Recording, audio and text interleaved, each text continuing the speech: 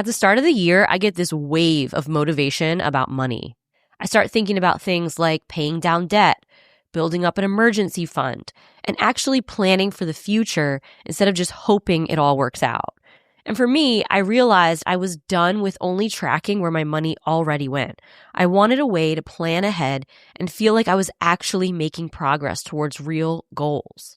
Set yourself up for financial success this year.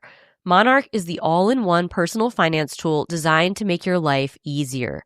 It brings your entire financial life, budgeting, accounts and investments, net worth, and future planning together in one dashboard on your phone or laptop. Feel aware and in control of your finances this year and get 50% off your Monarch subscription with code WIFEOFCRIME. So set yourself up for financial success in 2026 with Monarch, the all-in-one tool that makes proactive money management simple all year long. Use Wife of Crime at monarch.com for half off your first year. That's 50% off your first year at monarch.com with code WIFEOFCRIME. This podcast is an unscripted, unedited conversation about true crime. We take the cases very seriously, but I don't take myself seriously at all, and neither should you. Welcome to Wife of Crime. So, Russ, for February, Not Me, Not Today, I wanted to do something a little special. It's the month of love. We just had Valentine's Day. So I was determined to find a case that involved a couple that survived a crime. And how these two survived is nothing short of a miracle. This is the amazing case of Dan Zapp and Danielle Keener.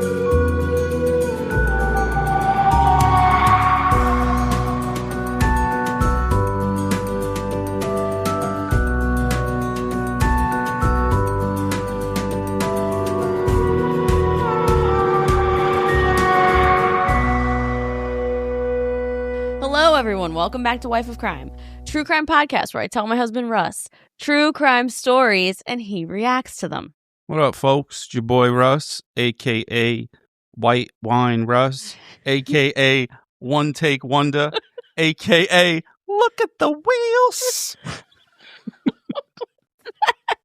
What's Look at the Wheels? That's from a rap song somewhere where they're like, look at the wheels. I don't remember which one. Someone will know. I don't know that. I don't even know that reference, but I didn't expect it. So this is our, I don't know, maybe 15th take of doing our intro. Yeah, I couldn't remember my name. He couldn't remember his name. I kept laughing. It was a mess. I couldn't get my words. I was talking like I was corroborating. Speaking of that, this was so funny. One of our listeners messaged me today because a couple weeks ago we had a podcast that we did like a swap, a collaboration with the podcast A Trial by Podcast. Yeah. And the host, Kelsey, me and her have become cool on the internet. And What's up to all you Trial by Podcast new listeners? You guys have been hitting us up. Yes, thank you so much. And thanks for the good reviews. We really appreciate it. Yeah, we see you out there. So definitely go check out Kelsey's podcast, A Trial by Podcast. Anyway, so our listener reached out and said that sometimes she says corroborate as well. Yo, that's crazy. And then the guy messaged and said, I can just imagine Russ making fun of you two white women talking about how we say corroborate and how we say it wrong. And then he goes, well, Russ is white too, but he's seasoned white. I thought that was the perfect description of you. You are white, but you're a bit seasoned. Well, I'm seasoned with the Bronx. You are. You're seasoned with Hispanic culture, Black culture, it's New York culture. We're a melting pot. You are, yeah. You know, all my friends' groups had everyone in it. Yeah, every race. Yeah. And background. But I thought... And everyone got made fun of equally, and they still do to this day. I think describing you as seasoned white was like the perfect description. That's clever. Yeah, that was really clever. So I have good news. Okay. Cain Velasquez has been freed. Amazing. You've been following this case. This is probably the case. I think you've never followed a case this closely. Never. Not OJ, not Nothing. nothing. I mean, this one really, you followed so close all the way from the beginning. We've been talking about Cain Velasquez now for like over a year. Well, it pissed me off. He shouldn't have went to jail. Yeah. So he is free. Mm-hmm. And he's being celebrated. He came home to mariachi bands. Oh, that's good. A local car dealership gave him a nice, brand new, souped-up Ford F-150 with the big wheels. Wow. And his biggest, the biggest prize he got when he came home is he gets to be part of PAW. PAW? Yeah, he's going to lead the PAW department, pedophile-ass whooping department, when I'm in charge of something and put him in charge of that. Oh, so you made that up. Yeah, the PAW department. So, it says FBI, right? Uh-huh. So it'll say PAW, and that'll be like Cain's, and then his will say, the rest of them will say homies. So when the homies are coming, we're going to fuck you up. So homies are like his deputies, and he's the sheriff of the PAW department? Yeah, the pedo ass whipping department. Okay. And I don't think anybody would challenge that. They'd be like, sounds fair to me. Yeah, I think so. Yeah. Well, I mean... He's obviously good at it. Yeah, he's obviously good at it. He was a heavyweight champion in the world at one time and beat up Brock Lesnar. True.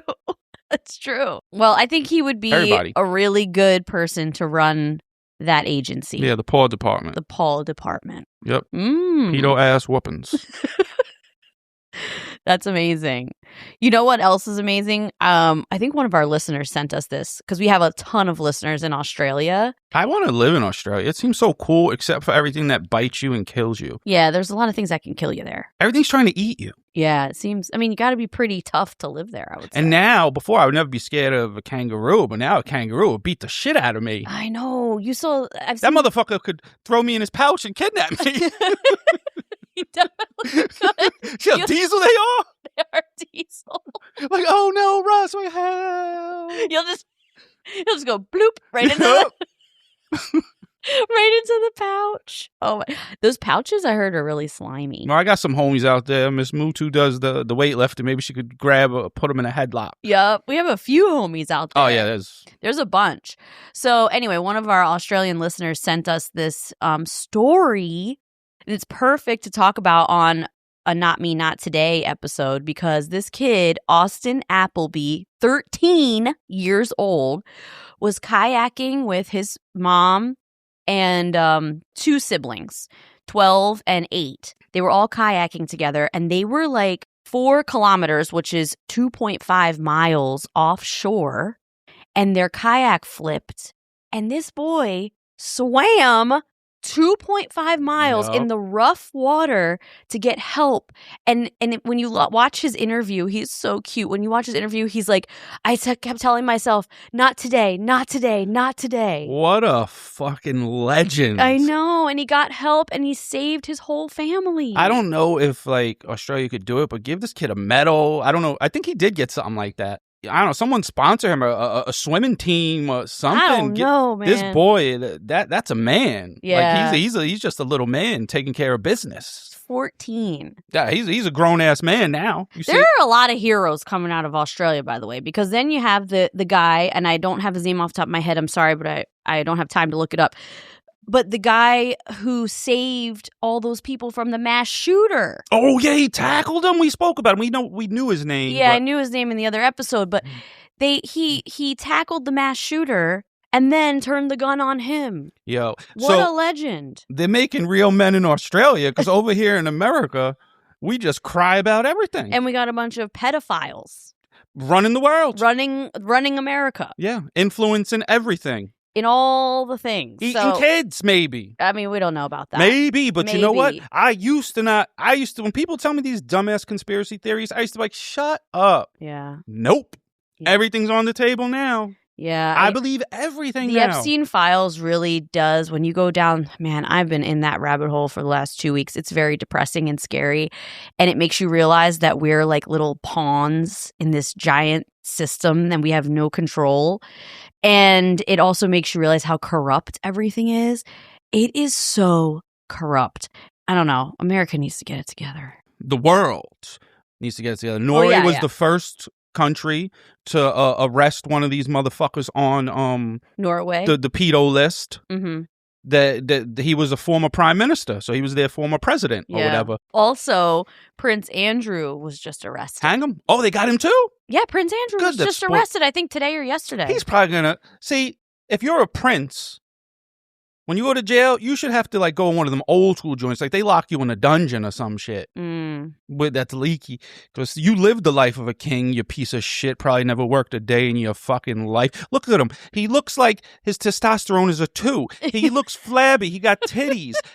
Everything that could be wrong with a man is wrong with him. He could never be born in Australia. Never. The men of Australia would call him, I don't know, a wanker. I don't know. What do you guys call people? I don't know what they call people. Me neither. Over there.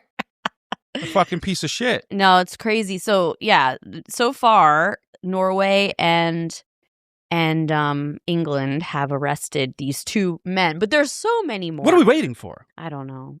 Well, what I'm planning to do is a series about Epstein, all of it. It got me so mad, and I don't even like pay attention to the news really that much for a while. Yeah. Like I'll know what's going on, but I don't want to keep seeing the same thing over and over. I see it once, good, stop like repeating it to me. Yeah, you've been on this like whole thing of not paying attention to news. Protect your peace. Yeah, but this one got to you. But that doesn't mean be uninformed. Yeah. You know, like I'll know some things I've learned from Jess that were major world events, just like you hear about that. Like, no. No, you need to remain informed, but you do need to protect your peace. I am planning to do an Epstein series, and I'm going to cover everything. I'm currently in the rabbit hole getting it all organized. It will be coming up soon. I'm planning to do this series not just about the Epstein files, but about everything from the beginning. Where did Epstein come from? Where did Ghislaine Maxwell come from? Their whole history together, the entire like crime network that they built, their whole criminal operation, because it was a whole operation. And then we're going to talk about all the conspiracies. So that should be coming up in the next couple weeks, and it's going to be wild. And I'm going deep. I'm like so deep. Are you excited to learn about that? I am, but I also am not going into this uninformed. Like, I do know stuff. I do know some of the conspiracy theories and things I would have dismissed in the past. Mm-hmm. I don't anymore. Devil worshiping's all on the table, like that sacrificing children's all on the table. It not really being them anymore is all on the table. Maybe they didn't go to jail. It's everything. Maybe an alien took them up. Maybe. Yeah. We took the wrong person. You should have took me. It should have took you. Yeah, he would be a bad representative. You want to be abducted by aliens? First? I hear they got new legs. What if they're mean to you? What if they put an anal probe in or something? I wouldn't feel it.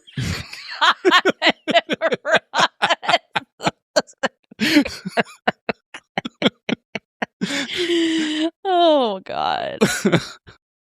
So we are going to continue through this year to do a monthly Not Me, Not Today episode, right? We like that. We like it. Like we said, we want to bring some wins to the podcast because sometimes it's nice with everything going on in the world and how messed up everything is. It's nice for once a month for us to talk about survivors. Some big things are bad, but there's a lot of good going on in the world too. There is a lot of good going on. And we always focus only on the negative. Go watch yourself some puppy videos or a kid cursing at their parents or something. Those are funny too. So we're doing this once a month, and I'm super excited about it. And it's going to be kind of our extra bonus episode of Just Survivors. So it is February, which is Valentine's month, right? It's the month of love. And we always do a toxic Valentine's case every month. But because we're doing these monthly Survivor episodes, I wanted to find a case about a couple surviving together. And this case is nuts. So there's something about being 18 that makes the world feel both brand new and completely safe at the same time. Like nothing truly bad can reach you yet. You're old enough to taste freedom, but young enough to still believe the worst things mostly happen to other people. On the news, in movies, in stories, and it feels far away. And that's what makes young love so sweet and intoxicating. It's not just the people, it's what they represent. The fresh start, that soft, hopeful feeling that your life is beginning in real time. You're like just entering adulthood. This story is about two 18-year-olds, two freshmen in college, two people who had been building something sweet and cautious through emails. And finally, they got the chance to be together in person again. Just a simple date, a walk in the park, skipping rocks on the river. And then without warning, reality hit. Because sometimes the most terrifying stories don't start with a scream or a shadowy figure in the distance. Sometimes they start with a simple nod. A stranger who feels slightly off. A kind of moment that you would just brush off normally and forget by dinner. And in the span of minutes, that gentle, teenage kind of puppy love was shoved into a nightmare, so violent and so senseless, it's hard to even wrap your brain around how they survived it. This is the amazing survival of Daniel Zapp and Danielle Keener. Are you ready? Let's go. On the afternoon of Saturday, January 8th, 2000, 18-year-old Daniel, a.k.a. Dan, Zapp, and 18-year-old Danielle, a.k.a. Dani, Keener, were out on a date. So the two of them have the same name. Double D's, baby. Dan and Dani. Who don't like the double D's? The two of them had met through a mutual friend about a year before, and for the last year, they had been exchanging emails back and forth ever since, kind of in this long-distance-ish relationship. Because Dan was a freshman at college at Carnegie Mellon in Pittsburgh, studying psychology, and Dani was also a freshman and was going to Susquehanna University. So they were at two different colleges, but they'd been emailing in this like long-distance relationship for the last year. This was only the second time the two of them had seen each other in person, though. And they were just starting to like really get serious about their feelings. So it wasn't a catfish. Oh, no, it wasn't a catfish. The date was a simple one, a walk through a small park along the Susquehanna River in Dani's hometown of Goldsboro, Pennsylvania. In fact, they were only about a quarter of a mile from Dani's house. Dan had met Dani at her house, and the two of them walked to the park together from there. As they walked into the park, they noticed this beat-up red pickup truck with a white cap on the back, in the bed of the truck, and the guy rolled past them, leaving the park area. As Dan looked at the driver, he kind of acknowledged him and gave him a friendly nod, and the guy nodded back, but kept driving. So the couple kept walking through the park and down to the river. And as they walked, they were kind of flirting, laughing together. This was only their second time seeing each other, but they were getting really serious about how much they liked each other. Yeah, they weren't annoying to each other yet. Not yet. As they stood on the river's edge, they were skipping rocks across the water. And then they heard something pull up behind them. And they turned around and saw that it was the man in the beat-up red pickup truck. The man got out and let a large Rottweiler out of the back. The dude looked like he was drunk. His eyes were bloodshot and droopy, and he slurred when he talked. He said, "This is my dog Sam. He likes to come down here by the water." And then he added, "He's not mean." The man was wearing dirty jeans, a black crewneck sweatshirt, and a black baseball hat. Dan and Dani noticed there was a case of Natty Ice on the floorboard of the truck. Nice. And the man swayed back and Not nice. He was driving. I know. Don't message me. Because we do forward all of our complaints over to D in the complaints department. Yeah, we do. And he responds back. He does. So Dan and Dani noticed there was a case of Natty Ice on the floorboard of the truck. And the man was swaying back and forth as he stood there, asking them a ton of questions. Questions like, where are they from? How old are they? Where do they go to school? They could tell the guy was hammered, but they politely answered his questions until he finally put Sam, his dog, back into the truck, and he was getting ready to leave.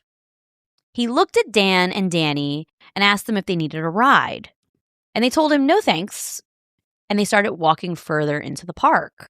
Dani looked at Dan and said, that's kind of weird. Like, she was getting weirded out by the dude.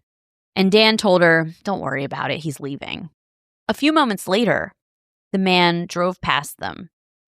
And as he slowed down, going past them, Dani noticed that he had like a smirk on his face. Sinister. It seemed like the man wanted to say something to Dan and Dani, but a police car drove into the parking lot right at that time. And so the man quickly sped past them.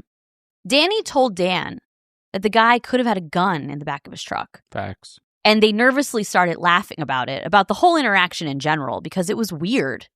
And he's drunk, but they kind of blew it off. They were laughing and they're like, okay, whatever, let's just keep on walking in the park. They walked for a little while and then decided to head back to Dani's house.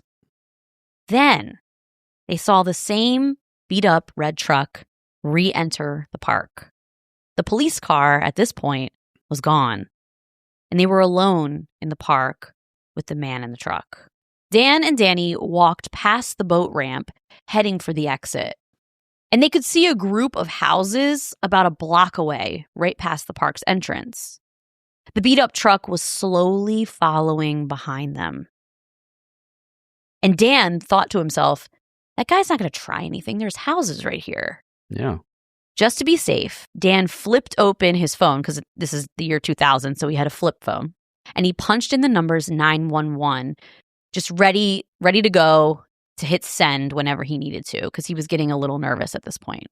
As the couple tried to walk out of the park, the truck sped past them and then parked at an angle, blocking their path. Dani's prediction that he might have a gun came true. Ugh. The man got out of the truck, pulled out a handgun, and waved at the back of the truck, signaling them to get into the back, in the bed, under the white cap. Damn, you're going to have to kill me. With his Rottweiler, Sam. And they listened to him because he had a gun pointed right at them, and they were terrified. Dan pleaded with him, sir, don't do this. I have lots of money. I have my computer in my car. There's tons of stuff in there. I'll give it all to you. My parents have a lot of money. Here, you can even have my wallet. And Dan handed the guy his wallet that had a credit card and $45 in cash in it. After the man took his wallet, Dan asked, so you'll let us go now? And the man answered, in a few hours, yeah. And then shut the tailgate. Oh my goodness. Then he changed his mind and he motioned with the gun at Dani, saying, no, you get in the front. So Dani got out of the back and into the front seat. And she was thinking, this can't be real. This is totally unreal. What is happening right now? The case of the Natty Light was still sitting on the floorboard, and Dani put her feet on top of the beer. The man got in and started driving south on York Street, right past Dani's house. As they passed her house, Dani saw her stepfather, George, standing outside with his back to the road in front of the house. That's crazy. Her 16-year-old stepbrother, Michael, was also out there, and he was facing the road. Ever so slightly so that the guy wouldn't notice, she lifted her hand and tried to wave at Michael, and Michael waved back. Oh my God. But I don't think he realized it was her. Because she was in a strange car. She was in a strange car. She was like kind of slightly waving. I don't think he realized it was her. In New York, you wouldn't have got a wave back. Dani wondered if this was the last time she would ever see her family. The man suddenly yelled at Dani, "Tell your boyfriend to keep his head down." Dani turned around and tapped on the glass between the cab and the bed of the truck where Dan was sitting and motioned for him to lay down. So Dan listened. He laid down.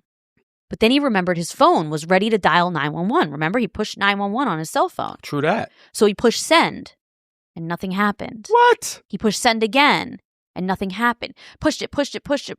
He must have an Android. Nothing happened. So he tried over and over, but the call wouldn't go through.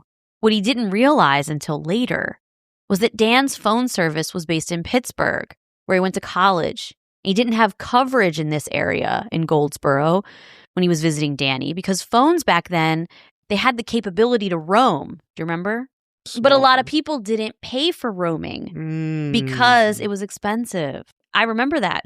Like you only had your area that you could use your cell phone in. Yeah, but it wasn't like your area. Like Otherwise, it was roaming. Yeah, but you could be in another state and not be on roaming. It isn't like you had to be near your home. You had to be within their network. Yeah, in their network, but he wasn't. So with his phone out of commission, Dan wondered if he should try to make a run for it. I thought the phone would work for 911 no matter what. I guess that was before that. Yeah, this is back then. I don't think it did. So Dan wondered if he should make a run for it. But he knew he couldn't run faster than a bullet or faster than the Rottweiler, Sam, who was laying right next to him. He looked around the bed of the truck for something he could use to defend himself, and he noticed an old aluminum baseball bat. He thought maybe he could hit the man in the head when he wasn't looking. So Dan slid it over to himself and stashed it under his coat. Mm-hmm. In the front of the truck, Dani was watching where they were going intensely. She was trying to memorize all the turns they were taking. They passed through Cly, York Haven, Saginaw. She also saw that the man's driving was sloppy. He was so drunk he kept crossing over the center line, repeatedly swerving back and forth. Oh yeah, Dan's about to wash him with this bat. Dani thought to herself, so this must be what it feels like to be kidnapped. But then she thought about what she saw on TV and what happened when people are kidnapped. They always die. Eventually, the man turned the truck down a dirt road and drove along the Susquehanna River, the same river that Dan and Dani were skipping rocks on just a few minutes earlier. The man looked at Dani and said, "Look over here. Look right in my eyes. I'm not going to hurt you. But if you run away, I'll shoot you." He turned down another road, and it was asphalt, but it got really muddy and bumpy. At the end of the road, the man got stuck. Not far away down the river, a guy named Gary Heelman and his brother-in-law, Dan Beaverson, were fishing, and they heard the truck bouncing all along the bumpy road, and then they heard the tires spinning like the truck was stuck. The good old boys went to help. So Gary yelled to Dan, "Man, we got to go pull somebody else out." But when they heard the truck get free and quickly pull away, they just went back to fishing. Which is so crazy, because they had no idea that there were two people in the truck that were just abducted. Yep. Have you ever been driving and just think to yourself, someone could be in one of these cars right next to me, being kidnapped? Yes, I think that a lot. It crossed my mind before. Someone could be in the trunk of the car in front of me. I mean, they could be sitting in the front seat. Yeah, it's crazy. Looking regular because they're told to. Yep, yeah. I know, it's really nuts.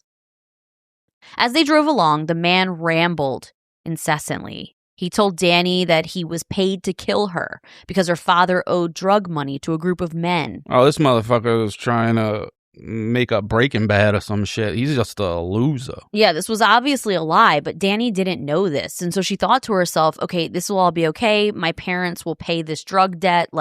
I'll get out of this. Even if she has to postpone college, it would be fine. Because then this guy will let her go once her parents pay. When the man stopped the truck, Dan and Dani were more than 8 miles from the park where their date started.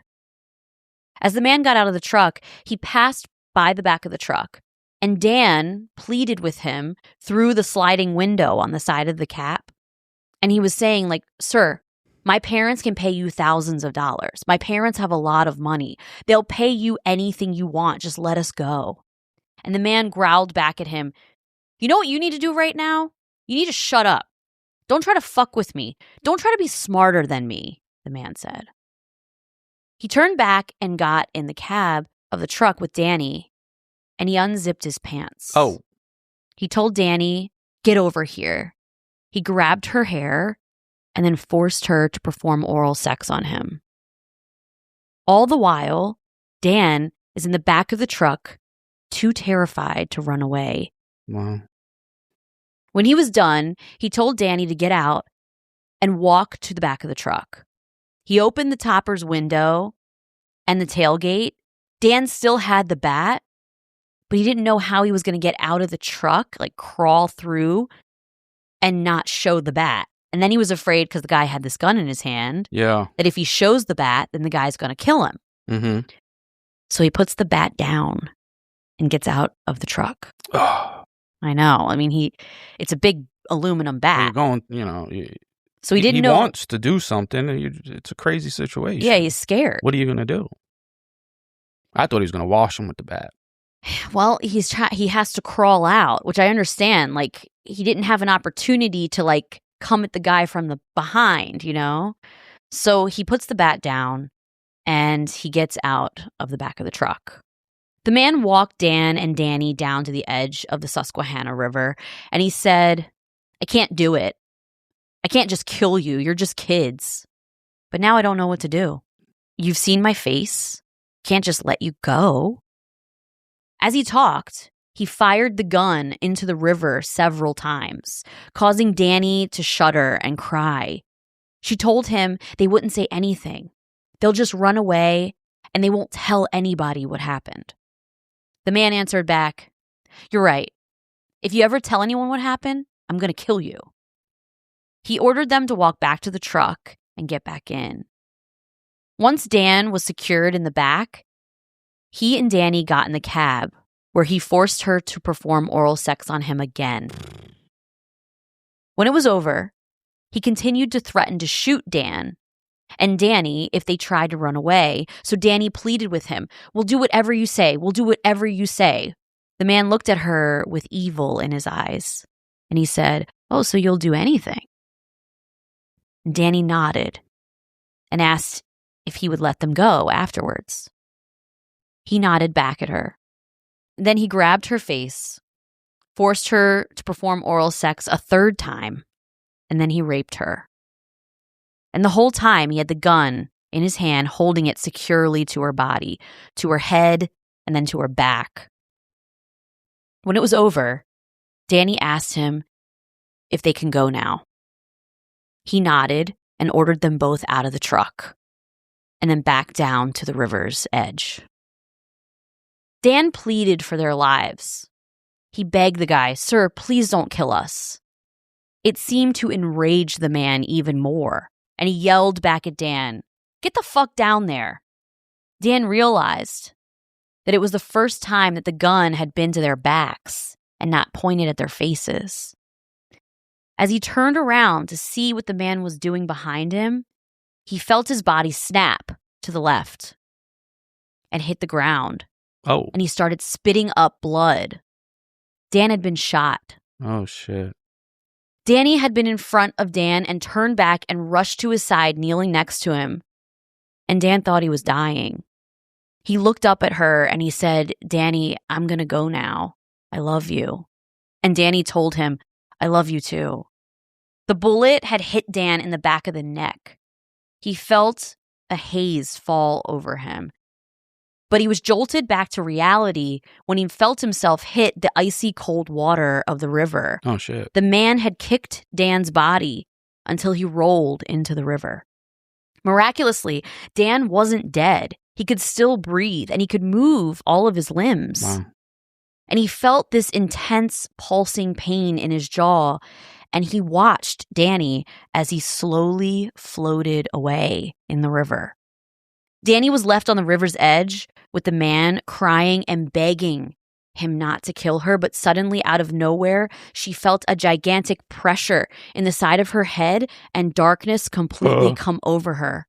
Then she felt freezing water as she fell into the river after Dan. Dani had been shot in the face. Oh, my God. As she drifted away in the water, the man fired another shot, hitting Dani up on her left thigh near her groin. Dan saw Dani floating away, and he swam and grabbed her.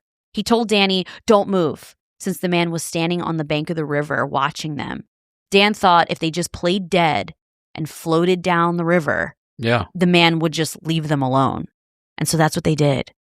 You know, it's crazy that some people, that is probably what the last thing they see in their life. Like, it's insane. But Dani couldn't actually move. She couldn't talk either. Her tongue was flopping around loose inside of her mouth. When the bullet hit her face, it entered through her jaw, through her teeth, and ripped through her tongue. As they floated, she spit a couple teeth out, and she just kept praying that her soul would go to heaven because she knew she was going to die. They weren't in the water very long when they spotted a man standing near the shore, a guy named Dean Pete Prowl. And he jumped out of his truck and he ran to the river when he saw the two of them floating in there. Initially, he wasn't sure what he saw floating in the river until Dan mustered up enough strength to stand up and yell, "Help! Help! We've been shot! We've been kidnapped and he shot us!" So there was a 10-foot drop from where Pete was standing to the water level. And he told them to swim over to the boat ramp that was nearby so he could get them out of the water. As Pete reached down to grab Dan's hand, he realized that Dan was holding on to a near unconscious Dani. And Pete is 72 years old, and he wasn't strong enough to haul both of them out of the water. Oh, man. So he told them, hold on, and he would go run and get some help. As Pete ran up the boat ramp, Dan watched him flag down a red pickup truck. I knew it. He thought for sure this was the same guy. So Dan took Dani, because this whole time he's dragging her in the water. We going floating again. Yeah, and he's like, okay, we gotta go. So he hid on the side of the boat ramp. He didn't want to let go of the boat ramp, but he also was like, I don't trust this. But the truck wasn't the same red truck. Wow. It was actually the two fishermen from earlier, Gary and his brother-in-law, Dan, who heard the kidnapper's truck get stuck in the mud, remember? And they talked about how they would have to go help them out. They didn't end up going to help. So these two guys were driving by and Pete flagged them down. So Gary and Dan ran down to the boat ramp while Pete ran to a nearby house and called 911. They yelled to Dan and Dani that they were there to help and don't keep swimming. Don't go any further. We're here to help you. When Dan realized that it wasn't the guy who was trying to kill them, he swam back, pulling Dani behind him the whole time. Wow. And they got to the boat ramp.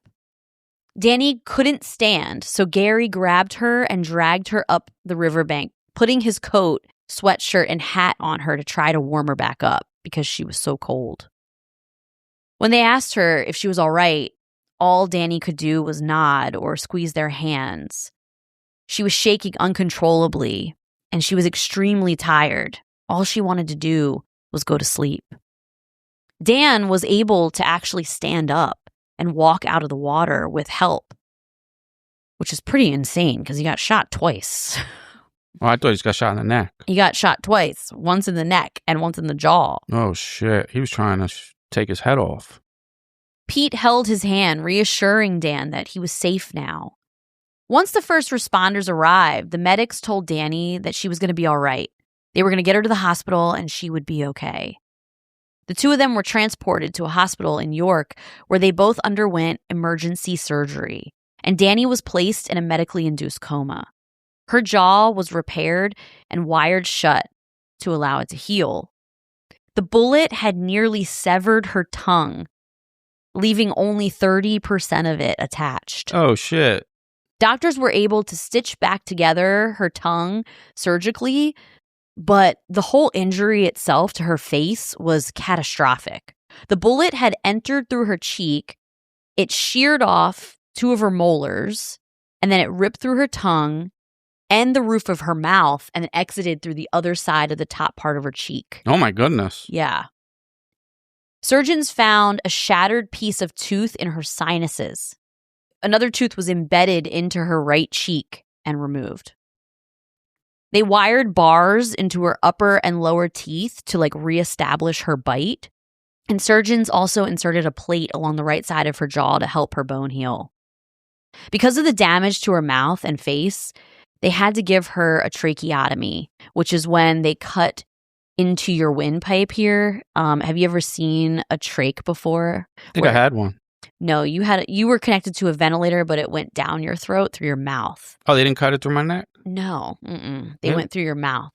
So a trach is cut, a hole is cut in your neck. So typically, I mean, with her case, it was because all of the damage to her mouth and her face. Yeah. But typically, if you're on a ventilator for a long time and you need long-term ventilation, they'll give you a trach. And some people live with a trach. Wow. So she was on a ventilator through this trach. And during the surgery, they also put a feeding tube in her stomach. Dan had been shot twice. The first bullet grazed his ear, like just missing his head. The second bullet entered his neck, and it chipped the second vertebrae and tore through his windpipe and then exited through his jaw. Mm. The surgeon who worked on his jaw compared the damage to a window smashed by a rock. The bone fragments caused a risk to his arteries in his neck because a lot of the bones fragmented off, and they were worried that if these tiny little bone fragments nicked any of the arteries in his neck, it could cause blood clots and lead to a stroke. Dan was in an intense amount of pain that flared up anytime he moved. He was also intubated, but he was intubated, the way that you were, down his throat. After surgery, which left him unable to speak and one eye was swollen completely shut, the police came because they were trying to get a statement. So he's laying there on a ventilator, one eye completely swollen shut. He can't talk, but he can write. Yeah. The day after being shot and having major surgery on Sunday, January 9th, detectives handed Dan a pen and paper, and he started writing down everything he could remember about the guy. White man, 35 to 45, blonde hair, extremely intoxicated. Dan wrote that the man was wearing a black hat, blue jeans, black Nike high tops. He also noted that the man had a black Rottweiler named Sam, and that the gun he shot them with was a black semi-automatic pistol. I don't think he's going to be hard to find. Well, Dan described the vehicle as a beat-up red pickup with a white or gray cap on the back. He wrote down that he remembered seeing the aluminum baseball bat in a toolbox in the back of the bed. Police took all this information that Dan provided, and they started talking to other police agencies in the area. And during their investigation, one name kept coming up: William Babner. Babner had an extensive list of run-ins with the law. He had this long-ass rap sheet that had domestic violence, random physical altercations with other people, incidences that involved a ton of alcohol, and he had a Rottweiler named Sam. It's 100% him. They decided to try to show Dan a photo lineup and see if he could pick out his attacker. As the detectives started laying the pictures down in front of Dan, he watched for Dan's reaction. When he flipped over Babner's photo, Dan's response was instant. The pupil in his good eye dilated, and he started hitting the picture over and over again. Dan was sure it was him. Police immediately started looking for Babner, and around midnight, reports came through that Babner's truck was spotted parked in front of a house in a residential neighborhood. Police learned that the house that Babner was staying at was his girlfriend's. It's where she lived with her 2 young children. So teams of cops, including SWAT, swarmed the neighborhood, and for 6 hours, they staked out the house. They hid in an alley, and they had snipers that were even deployed to cover the front of the house. Pop his ass.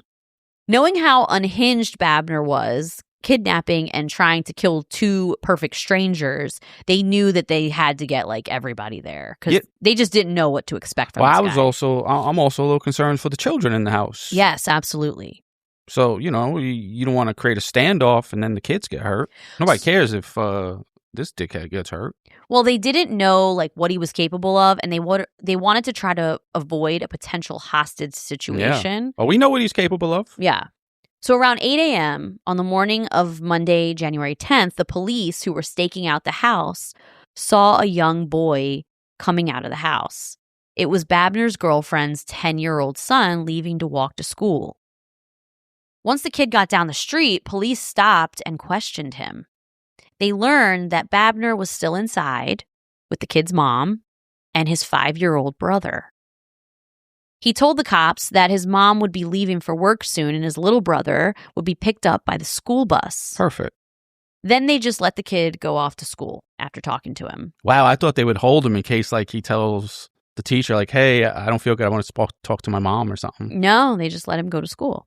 The police immediately contacted the city bus dispatcher and had them hold the 5-year-old's bus a few blocks away.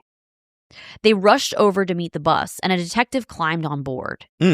He had the regular driver sit on the floor, out of sight, and he got into the driver's seat. Wow. Once they got the alert that Babner's girlfriend had left the house, the detective pulled up in the bus like it was just another day. The 5-year-old climbed aboard, and the bus pulled away, leaving Babner in the house alone. As soon as the bus pulled away, police swarmed the house. They found Babner inside barefoot wearing a bathrobe and took him into custody. Inside the house, they found the clothing that Dan had described Babner was wearing on Saturday, and a black 9mm semi-automatic was found stuffed under the mattress. And of course, Sam, the Rottweiler, was there too. I feel bad for Sam too. I know. Like, hopefully someone took care of Sam. I know. He has the worst parent. Worst dog parent. The following day, he was arraigned on 2 counts of attempted homicide and kidnapping and 1 count of rape and robbery. His bail was set at $1 million before he was returned to York County Prison, where he would wait for his trial. Which we know he don't have because he's drinking Natty Light. So you're staying in there. He is staying in there. Well, not everybody's broke drinks Natty Light because your dad likes Natty Light. So back to the bus, okay? Because this actually is a little bit of a side note about the bus situation. When the detective boarded the school bus, there were 7 kids already on it. And cops called the bus dispatch. They said they just wanted to hold the bus. They didn't say they were actually going to drive it, okay? You know what I was thinking when you said that? I was like, I wonder if he has a CDL. So parents learned about it when their kids brought home a note from the school. And this is what the note said. Dear parent, today during a routine bus ride to school, some of our students were involved in a police matter that required York County police officer to board one of our school buses. The police officer identified himself by badge and drove the bus to one of our students' homes where an arrest on a parent was made. While making the arrest, some of our students did witness the police with their revolvers drawn. Because of this very unusual tactic, all school district personnel believe that it is the best interest to let you know that the children involved are in school and are having a very productive day. We had our building psychologist speak with all of the children involved to make sure that their image has not been destroyed of what a good bus ride to school should be. Dr. Robert Mitten, our district transportation coordinator, is actively seeking answers as to why the police used this tactic and to find out why our students are potentially placed in a harmful situation. We do apologize for the stress that you may incur as a result of today's activities. If I or the district can be of further assistance to you, please don't hesitate to call the school. Wow. Understandably, there was a lot of outrage from parents. Yeah. Because these are like 5 to 7-year-old children. Yeah, and then if any of these kids are smart, they would play it up. Like, oh no, I'm scared of buses. I would never want to go to school. So understandably, there was a lot of outrage from the parents. When police announced that Babner was in custody, they simultaneously announced that the danger to the 5-year-old in the house outweighed the risk to the children on the bus. And they wanted the little boy to get on the bus in front of the house like it was any other day. They are right. They felt that there was a low chance that Babner would do anything if he thought the boy was being picked up like normal. So they kind of justified why they went to this extreme. But, a lot of parents were pissed. You can't argue with the results. You could argue how they did it. They shouldn't have done it this way, but the results were perfect. Well, the driver was praised for her composure during the drive and keeping the children calm while the detective was driving. But the parents just didn't understand, why with all the SWAT in the area and snipers, like why did you have to put all of these little kids in that situation. Why not even just take all the kids off the bus, then pick up the kid with no kids on the bus? Exactly. That, yeah. You know, the kid ain't, you know, it's hard to think of sometimes in the moment. That happens to all of us. Like, oh, I should have did this. Yeah. But I doubt that this fucking turd sandwich is over there counting the children in the bus when he tells the kid to go outside and get the bus. Yeah, he's not even paying attention, I'm sure. Yeah, the kid probably just walks out on his own. Yeah. You don't give him no fruit roll-ups or nothing. Well, as all of this was going down, Dani remained in a medically induced coma. Doctors kept her sedated for 5 days before they started weaning her off. What she woke up to was a living nightmare. When she did finally wake up, Dani experienced vivid hallucinations. She saw bloody figures on the wall. One figure was playing a violin and hanging from a noose with blood dripping down its body. She must have been on the same drugs I was on because I saw all kind of stuff, but I didn't see like stuff like that. When Russ was coming off of the ventilator, when he was in the ICU, he hallucinated a lot. Yeah, I was seeing laser light shows and lots of animals. Animals on the sea. I like animals, so I guess I was seeing animals. But, you know, she had just been through this horrific, scary situation. Hell yeah. And so, like, I'm sure the hallucinations were almost like a manifestation of her stress, of the situation that she had just gone. I mean, she got shot in the face. Yeah. And she was raped multiple times. Like, it was just, I'm sure that her hallucinations were because of the stress that she'd endured right before she was put on this vent.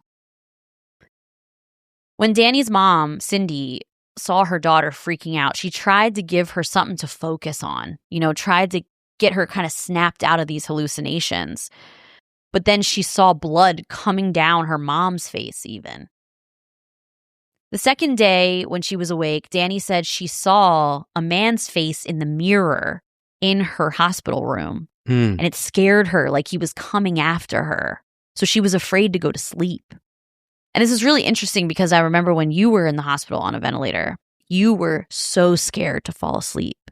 I didn't know if I would wake up. So I was like, I'm not going to go to sleep. Yes. So when Russ was on a ventilator, he couldn't write things down. So he used to write on the palm of my hand. And that was his way of communicating with everyone. Yeah, like one letter at a time. I don't know why they didn't use a pen. Well, because you couldn't. You were in a C collar and your ribs were broken. You couldn't write with a pen. Well, maybe you could have replaced your hands with a piece of paper and put a pen in my hand. We tried that. It didn't work. Oh.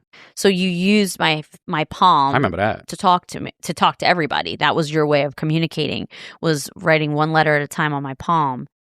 And side note, he, even on a ventilator and drugged up, Russ was annoyed at me because I couldn't figure out some of the letters. Bro. And he kept rolling his eyes when I couldn't get the word right. She couldn't get the letter O.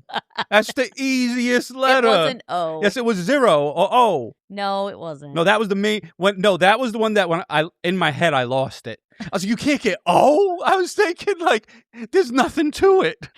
So at the time, Russ was afraid to go to sleep because you thought you were going to die. Yeah, I thought I might not wake up. And same with her. So Dani, was also afraid to go to sleep. A, because she didn't know if she would wake up, and B, because every time she woke up to these horrendous hallucinations, and it scared the crap out of her. So she would doze on and off in these like 10 to 15 minute increments. And every time she would wake up, she would start hallucinating these terrible things. And it was just like living in hell for a couple days. One thing that helped give her relief is when her family told her that Dan is still alive, because she thought Dan was dead. Wow. At first, she didn't believe her family that Dan had survived. But while Dan was in the other room, also on a ventilator, he wrote on a piece of paper, "I love you. I'm okay." Yeah. This is the only time I like sweet shit. I know. They gave her the note, and she finally believed it. After doing a photo lineup like Dan had done, Dani also confirmed that Babner was the man who did these unspeakable things to her. Police were able to let Dani know that Babner was behind bars and she could finally feel safe. Following his arrest, police learned more about William Babner and just how violent he actually was. 2 years before this, his ex-girlfriend accused him of using a chainsaw to cut up all of her belongings. She was trying to move out of the house because he was violent, and he got to all of her stuff before she could get out of the house. He destroyed everything. Furniture, he trashed her car. She also said that he released all of her pet birds. What the fuck? The ex-girlfriend made a police report and took out an order of protection. In the protection order, the victim indicated that Babner had many guns in his trailer. He was told to give them up, and police collected a bunch of firearms, bow and arrows, knives, and the chainsaw. But despite the protective order, Babner continued to harass his ex-girlfriend. She refused to testify, and he eventually pled guilty to harassment and paid a fine. In another report, they learned that Babner used his own vehicle to ram his brother's car 4 times while his brother and his girlfriend were in it. Police charged him with 2 counts of simple assault and reckless endangerment, but the charges were reduced to summary harassment when, again, his brother didn't testify against him. So he pled guilty, paid another fine, and moved on. At the same hearing, Babner pled guilty to a separate harassment charge for following his brother's girlfriend and threatening her. A few years before those incidences, Babner was convicted of unlawful possession of game or wildlife for allegedly poaching a deer with his brother, the same brother that he would later try to ram his truck. Babner appealed and worked out a guilty plea, and he paid a fine of $743. He lost his hunting license for 3 years, and that was it. So he just keeps getting all of these charges and then getting out so easy by paying a couple fines. Yep. And people not testifying against him because they're afraid of him. He's starting to feel untouchable. A year later, Babner pled guilty to driving under the influence and drug possession, and he served like a short stint in a county jail. Dan was released from the hospital after a week and a half. Dani was able to go home a couple weeks after that. They both made incredible recoveries, especially considering the amount of damage that was done to them. Dani's name was kept out of the press because of her rape, but she was very much a part of all of the legal proceedings. Babner's first hearing was on February 24th, where both Dan and Dani provided their testimony about what happened to them just 6 weeks before. Wow, they didn't waste any time. They literally sat on that stand in front of this scumbag and testified, and they had just been shot in the face and the neck 6 weeks before. Do you see how fast the legal system can move when motivated? It's so true. Lock up these fucking pedos yesterday. I know. It's so crazy how fast it can move, you know? Yep. During the preliminary trial, the defense attorney tried to get the judge to drop robbery charges because they had also charged him with so many things, but they charged him with robbery because he stole Dan's wallet. Remember? True. Or did Dan give it to him? Well, both of them testified that Dan's wallet had some cash in it and that they were forced to give it to him. And the judge denied the motion.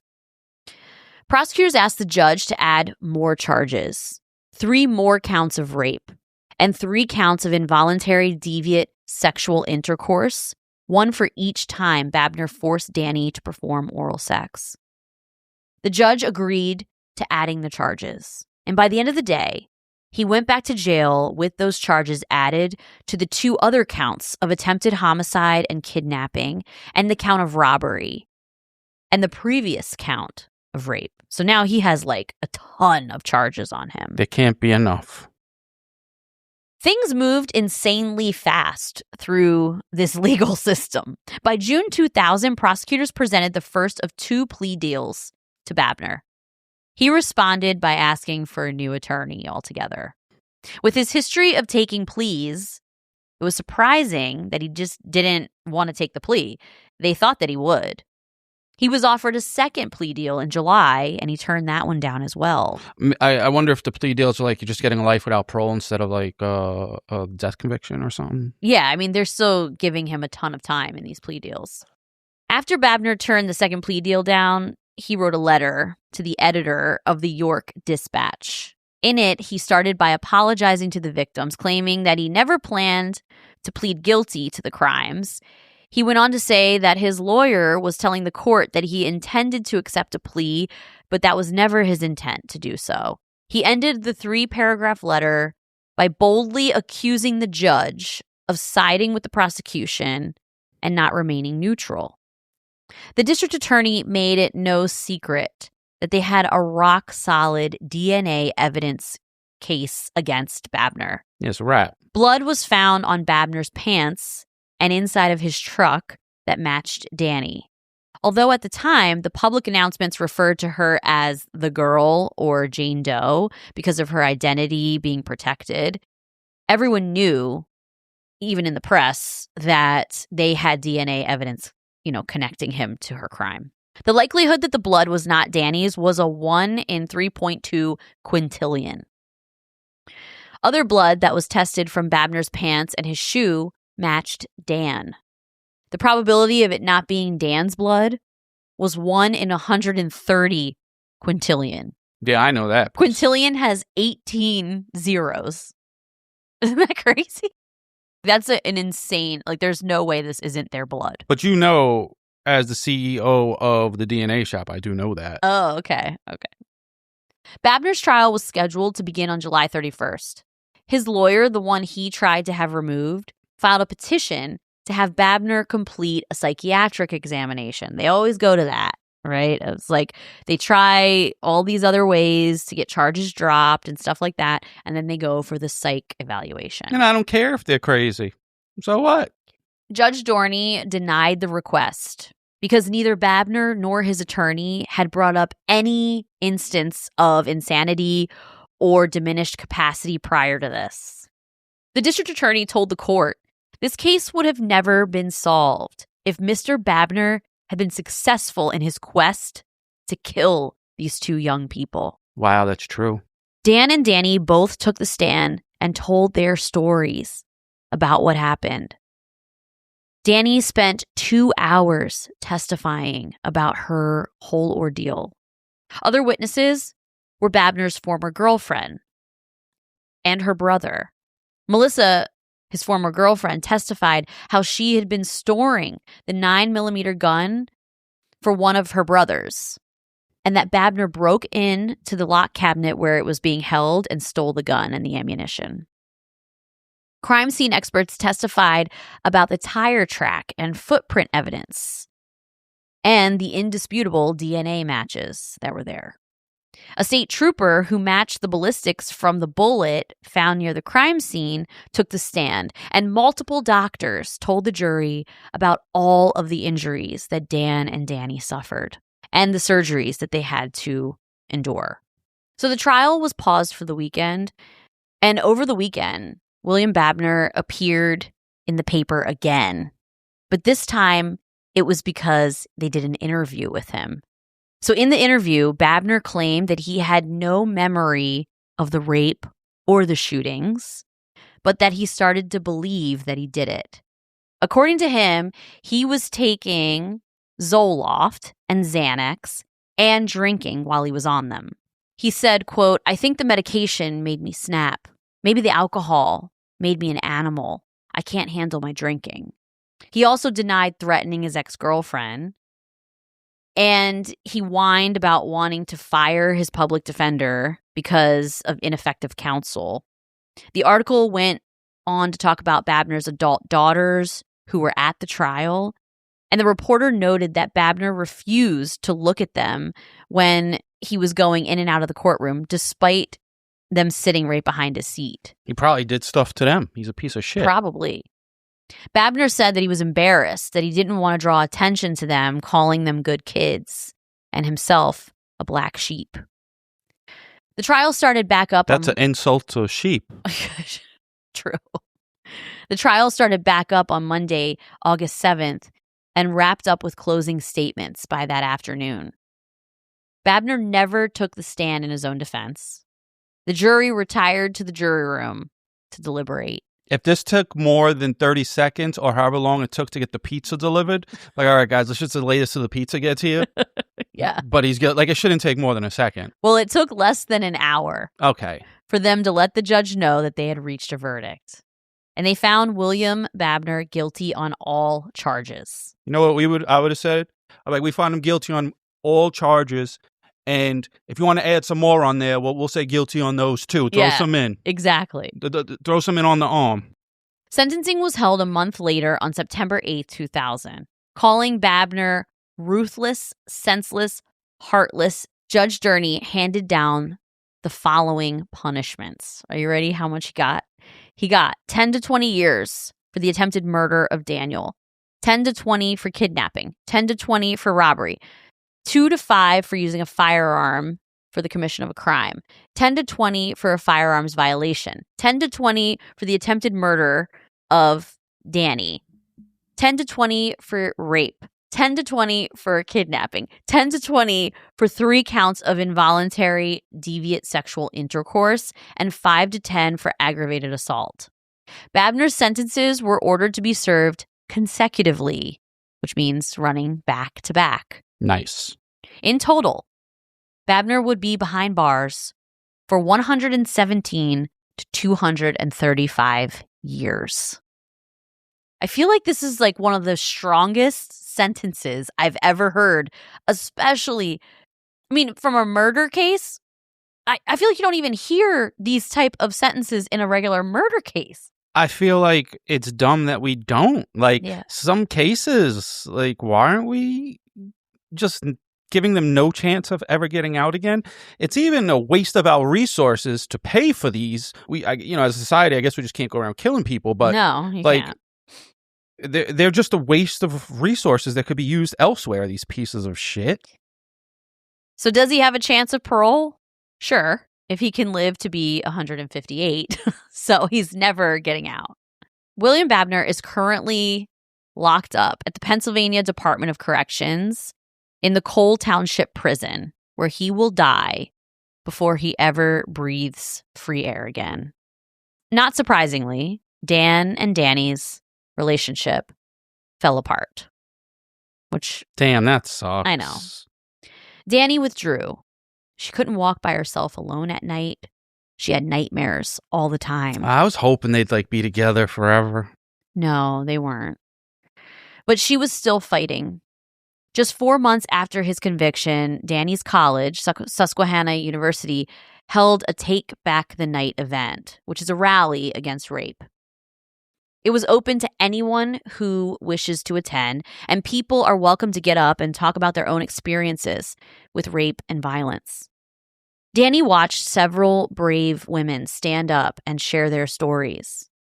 After the last one finished speaking, there was about 10 minutes of silence where no one got up or said anything. So Dani made the decision. She was going to tell her story, too. Wow. She would later tell 48 Hours, quote, "I felt so much power, so much strength, and part of what I felt he had taken from me. I was able to pull it back and say, you know what? He may have taken a few things, but there's so much he didn't take that he couldn't touch. And that is who makes me who I am." In 2011, Dan told 48 Hours that it took him a long time to be comfortable with dealing with the attack and being able to talk about it. He knew he needed therapy, but it took him a long time before he could work on himself.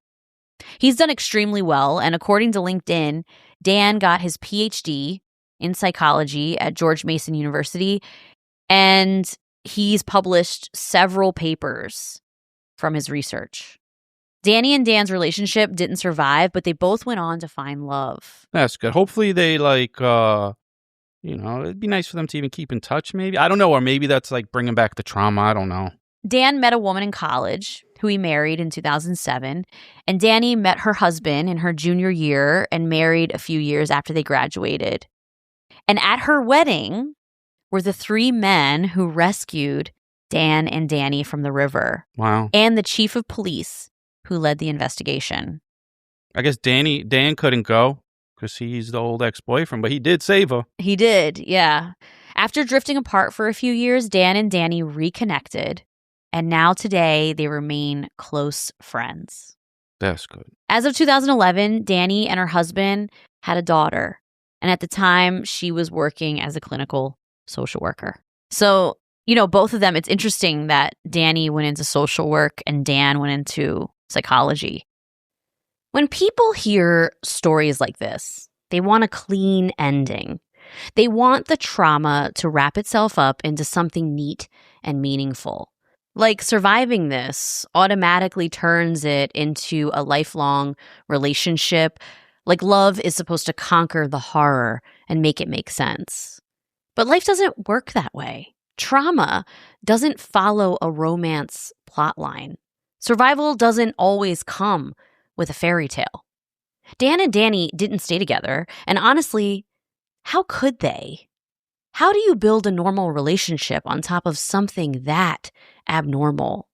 How do you go on dates and talk about the future when the past keeps showing up in your body, in your sleep, in the way you move through the world? But I don't hear that as a sad ending. I hear it as reality. Because what they did keep, even if their relationship changed shape, is something most people will never understand. Because they are the only two people on earth who can look at each other and know without explanation exactly what that day felt like. Not just the facts, not just the injuries, the specific terror of it all.